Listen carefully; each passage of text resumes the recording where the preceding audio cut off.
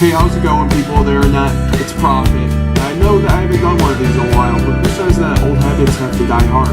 This is going to be the review of the G&G RK-47 AEG Airsoft Rifle.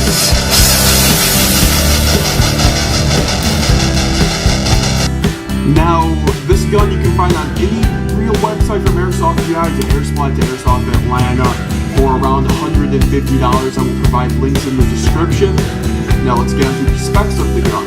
This gun is going to be shooting around 350 to 370 FPS on a .2 gram BB with a version 3 metal gearbox internally and also a very nice motor, not gonna lie. It has great fire rate for being a stock motor, and this gearbox really does complement that with the smooth G&G gears and everything, the bells and whistles of the G&G internals. Now, externally, this gun is made out of metal and nylon reinforced polymer like most of G&G's products are made out of.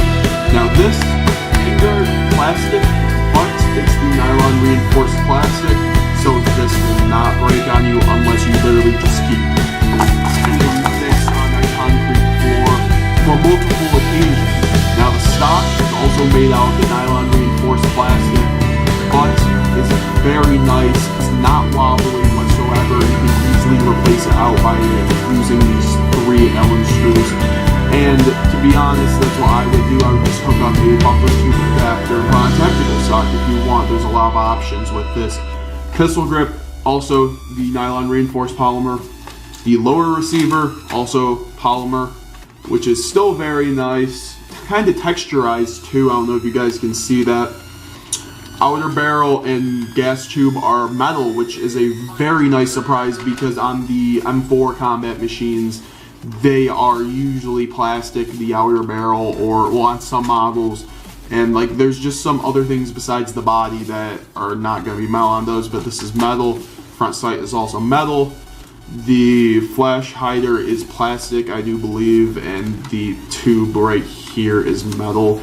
Sling points are right here. There's one right here, so you can easily run a 2 or 1 point sling.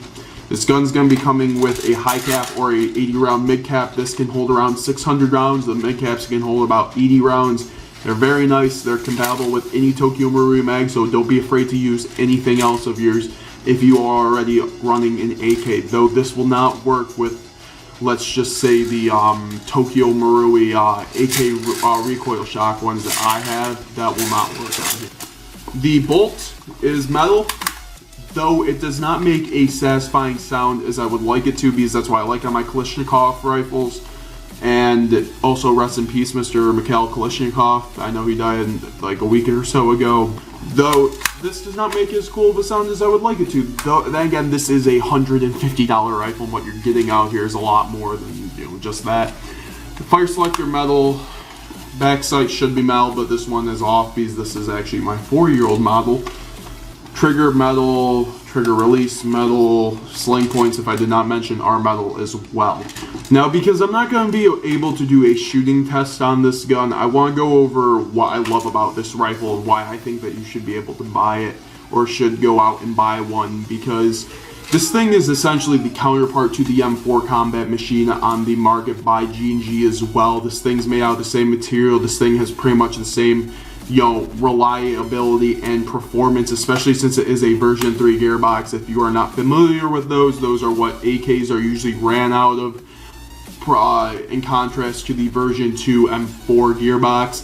Version 3s, though they are not as easily workable or work on, they are much more durable than the version 2. I've never had an AK issue in my life except for my Marui, which that's a version 9, so that doesn't really count. This thing was on the market about a few years ago. If you're an old airsofter like me, this thing used to sell like hotcakes, but nowadays I never see these around because people are usually running their Mark 18s and stuff like that.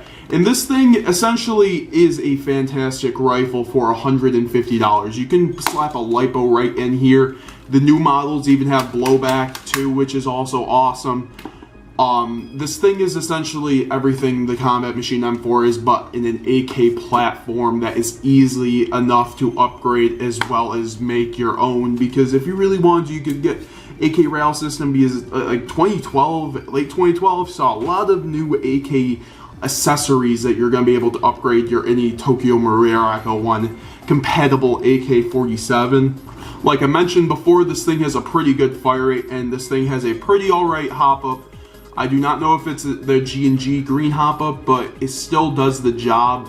Though I only recommend running a .25 in here. You can get away with .28, but I feel like .25s work the absolute best for range and accuracy with this rifle, which I usually recommend .28s, but this time I'm recommending .25s. The battery is housed in the stock. I recommend running a 7.4 or 11.1. I was running a 7.4 in my last operation, and this thing ran fantastically, never really died on me, and I got a lot of shots out on here. My buddy runs a 8.4 3600 large type in his, which also works phenomenally because there's a huge ass like just space and real estate for batteries in here, which is one of the biggest pluses, because you don't see that with a lot of rifles nowadays, even though this is a, you know, rifle that did come out years ago. Now let's get on to the final thoughts of this pretty awesome rifle. What I love about this is that it's a very cheap AK platform, because to be honest, you see a lot of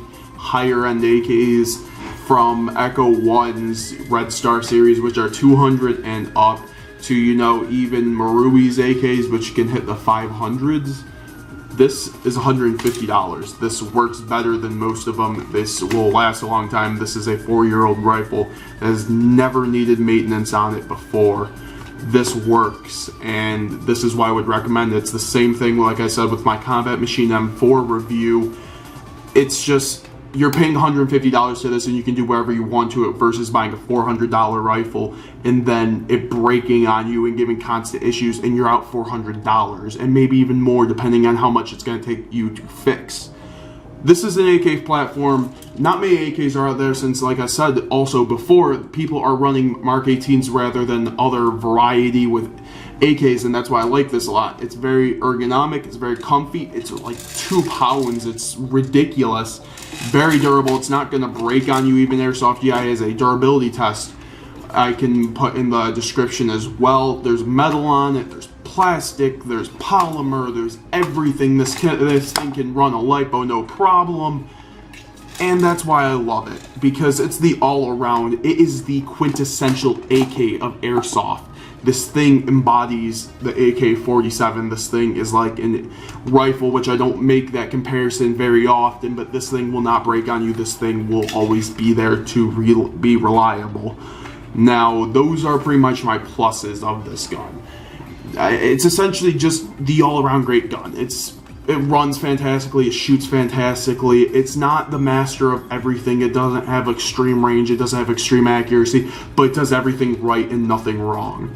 Now, my cons for this gun, there are, I mean, I can probably say the back sights might come off eventually, and to be honest, there's a little bit mag wobble, but that is really just trying to nitpick and trying to find a con to this gun. This gun is close to a perfect gun, so that's why I'm going to give this gun a 5 out of 5, because this gun just does everything and more on an AK platform, rather than an M4 platform.